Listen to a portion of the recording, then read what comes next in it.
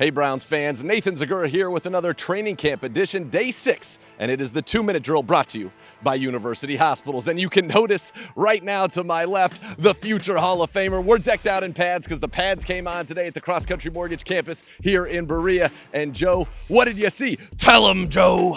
That's right. It was a big day. Kevin Stefanski at the end talking about how the team needs to work on their conditioning because it's a whole different ball game when you put the shoulder pads and the helmets on.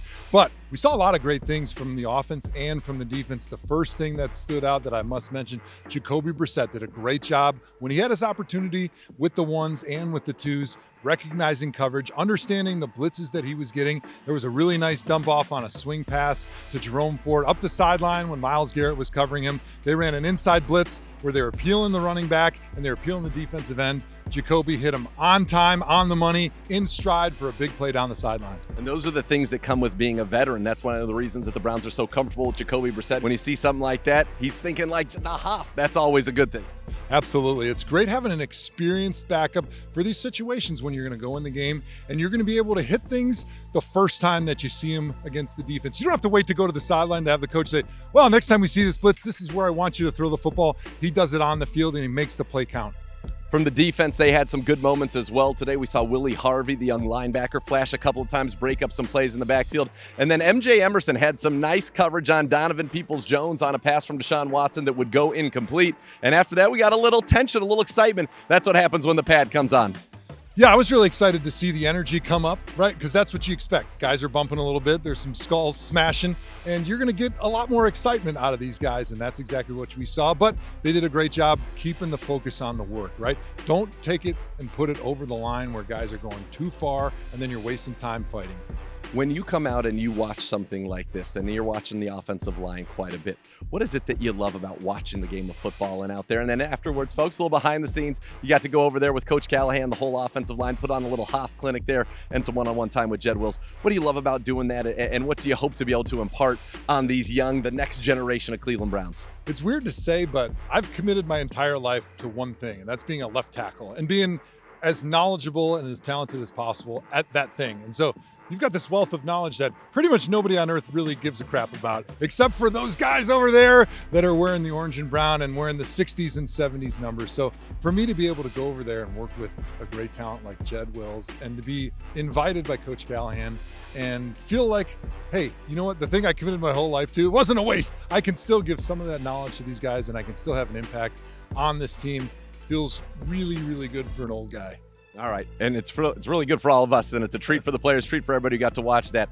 Let me ask you from a player's perspective, you get the pads on, everybody's amped up about that. Now the pads are not going to be on in the next practice. How do you kind of bounce back from that, get back into that mindset, and what are you thinking about as a player? Well, as a player, you want to make sure that the lessons that you've learned from this day of pads, from a technique standpoint, from a scheme standpoint, are not forgotten when you take the pads off, right? Because sometimes you can get different tempos when you have the pads on versus when you have the pads off. But really from Coach Stefanski's standpoint, he wants to see a very similar practice with pads and without pads. That means you're getting the best amount of work. You're still having that same energy, the technique, the aiming points, where your hand placement is, your foot work, it should be pretty much exactly the same, no matter if you have pads on or not. It's just a matter of, are we hitting those shoulder pads? How much helmet contact are we having? So we want to see the same spirit and the same energy in the very next practice, even though the pads aren't going to be on. All right, I know you've been here since Saturday. Anybody that's caught the Hoff's eye, anybody you're excited to see come the preseason games when you will be in the booth as a part of our TV broadcast team? That's right. Well, I will say JOK. He's been flying around. I mean, it's just amazing watching that guy's speed from sideline to sideline, the type of weapon that he is for Joe Woods in this defense, being able to neutralize and limit a lot of these athletic quarterbacks that we're seeing in today's game. That's going to be really fun. Now, I guess the caveat always is, how much are they going to play in the preseason? We're not exactly sure. But if he's out there, he's going to be really fun to watch his development in year 2. I remember it was his first preseason game in Jacksonville a year ago. He ends up playing some slot corner. He's playing linebacker. He's blitzing.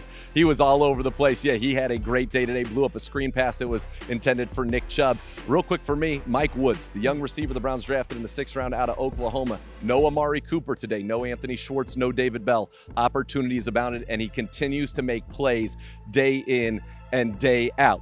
So, Hoff, always a pleasure. Ladies and gentlemen, he'll be on Browns Live tomorrow, so be sure to check that out. Hit him with that little pump right there. But Huff, if you wouldn't mind, as we conclude the 2-minute drill today, brought to you by University Hospitals, I saw you doing a drill over there, and you said you start off with the plate on here, and you're kicking around, doing your kick, and then you said the progression is you don't even have your second leg touch the ground. Do you think you could give us one, like shoot it right out here away from the camera to close out maybe the most epic and athletic 2-minute drill in 2-minute drill history? So the pass set, it's an art, it's not a science. You got to do these drills. You got to put yourself in compromising situations so that when the game time comes, it feels easy. So here's one of the drills I used to do when I was getting ready for the season and then during training camp to prepare myself. Take us home, Hoff. Look at that. The second foot not on the ground. He still got it. We still got it. The 2-minute drill. Keep it to cleanbrowns.com and the Browns mobile app for everything. Thanks for watching the 2-minute drill brought to you by University Hospitals. Legend.